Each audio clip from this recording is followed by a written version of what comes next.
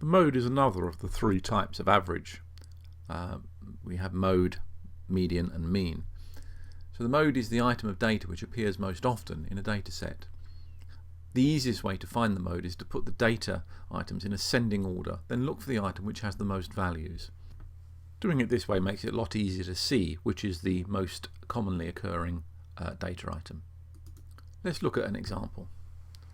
So we're going to find the mode in this list of data items, and we can see it's a fairly randomly scattered set of data. It could be exam results, could be ages. We're not really interested in what the particular data is. So how do we do that? First way to do this, put the data in order. Then it's a lot easier to see that the number that appears most often in there is 54, and there are 17 of those. So 17 54s, that makes it the modal number. So the mode of this data set is 54. If we had many more numbers than this, putting it in order like that would be a bit of a trial.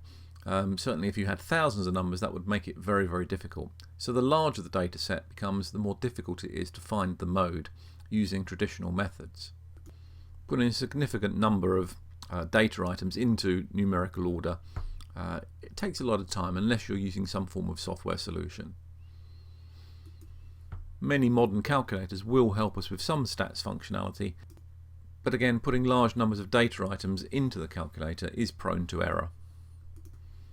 The alternative is to use the old-fashioned way, some form of tally chart, which inevitably leads us on to the idea of using grouped data. So to summarise, to find the mode, with small amounts of data, put them in order, look for the most commonly occurring item. You're going to have to put them in order anyway to find the median. With larger amounts of data, it is best to then move to a solution that requires you to use grouped data, and we'll look at that in a different video.